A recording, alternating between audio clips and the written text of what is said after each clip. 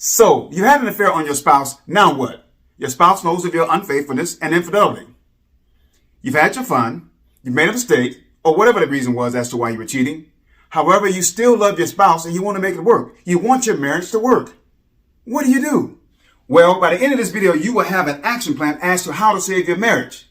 But you know what? It's going to require a lot of work on your part. Be sure to watch the video to the very end. You ready? Let's begin. Roll the tape.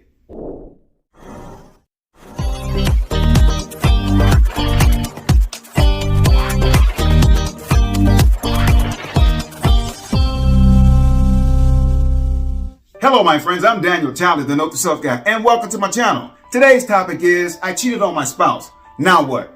Now, sadly, and I hate to say this, but sadly, many of us have been down this road. But you know what? With God's help, forgiveness, and a relentless commitment to our spouses, we can overcome this.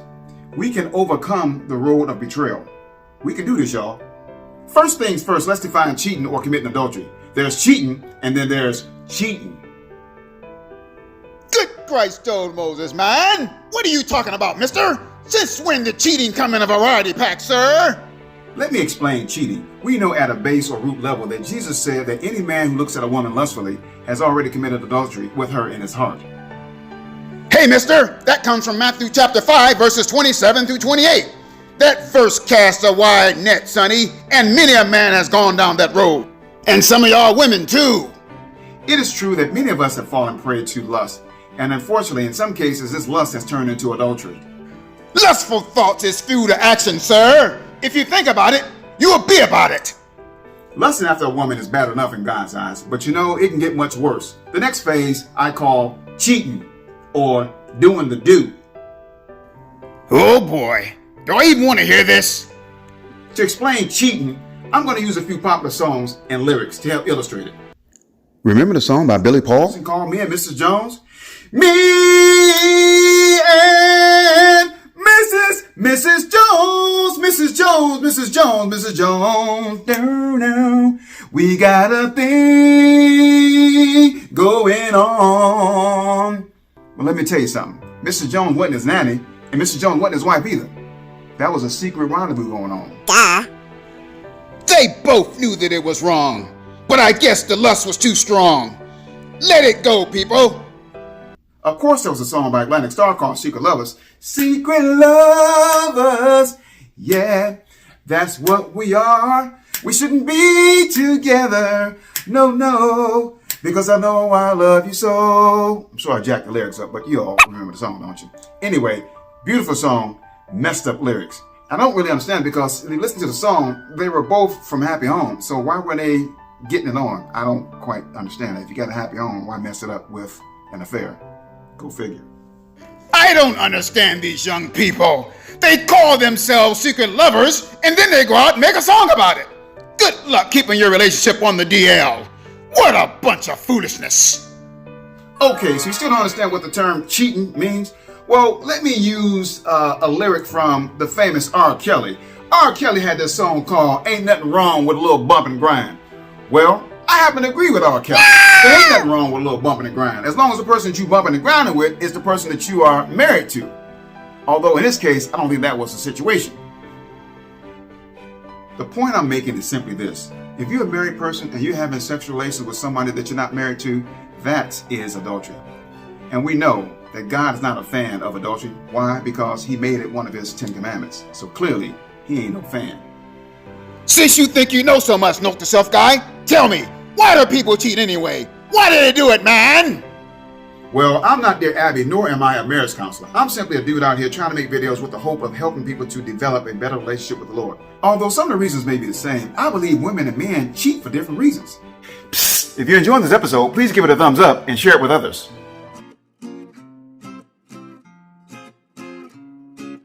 Let's talk about why women cheat first. Well, first of all, there may be a lack of intimacy. You know, women are different than men. Women love kissing and holding hands and romance. These things are very, very important to a woman. And if she don't get them, well, she may be feeling a little bit lonely. Lack of communication is another reason why women cheat. Listen, fellas, our women need to hear from us. They need our attention. So if they're not getting it from us, they'll get it from somebody else. That's for sure. They are not sexually satisfied. The old wham bam thank you ma'am scenario may not work. They have become emotionally detached. Now listen, let me tell you something. Women are primarily emotional creatures, just like men are primarily physical creatures. They have to feel an emotional attachment to their spouse. You don't never want to have a situation where the light's on, but yet nobody's home in the emotional department. Because if that happens, if she can't get that emotional attachment from you, gentlemen, she may just get it from somebody else. Another reason why women cheat is to get revenge. An eye for an eye, a tooth for a tooth, or in this case, a touch for a touch. Well, sometimes women seek out revenge because of something that the spouse has done. It's a way of getting back at him. And boy, what a way to get back.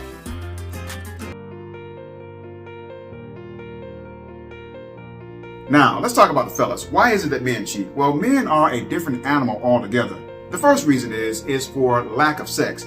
That could be a situation where the wife is refusing to have sex with her husband, or maybe she's having sex on such a limited basis, it's almost like not having sex. In that case, men have needs, and if they're not getting it from their wife, many of them choose to tiptoe out the door and find somebody else that will satisfy that need. Men like variety in sex, and in cases when the wife is not interested in doing or trying new things, the husband may get to the point where he say, you know what, if you won't do it, then maybe my side piece will. And he goes out and he gets himself a side piece. And she does what the wife won't or refuses to do. Men are visual creatures, so we like what we see. So when a guy gets married, his wife may be a certain weight and all that, and as time goes on, if she lets herself go, gains a bunch of weight, or doesn't really care how she looks anymore, then for him that's a bit of a put off. And some guys, instead of helping their wives to get back in shape, they go out and they seek a partner outside of their marriage. For some men, variety is a spice of life. In other words, they just want to try different women. It's a way of stroking their ego. So therefore, they go out and they seek other women. Immaturity. Simply put, sometimes men do stupid stuff.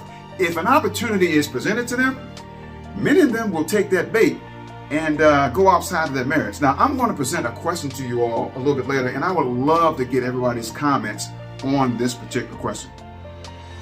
Listen for the question. Okay, let me give you a hypothetical situation. Suppose you were to go outside right now, any city, wherever you are, and just pick 10 men at random, 10 married men.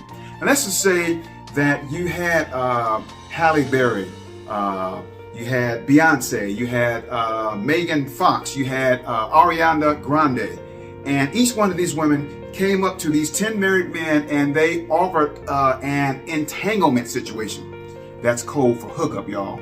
And they said, listen, we can go hook up or we can entangle, and I can promise you, or I can assure you that your wife and nobody else is going to know this happened other than them and you. The question then becomes, out of those 10 men, how many of them would accept the indecent proposal? Good heavens! That's an impressive lineup. What an assortment of eye candy, Doctor. Hey, if you need an 11th volunteer for your experiments, honey, let me know. I'll clear my schedule. Always happy to help an up-and-coming Christian YouTuber. So, out of the 10 married men, how many of them would accept this generous but indecent proposal?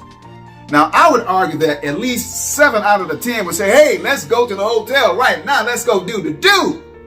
Whereas the other 3 would probably turn them down, but not without thinking about it, not without giving it some serious consideration. You know what I'm saying?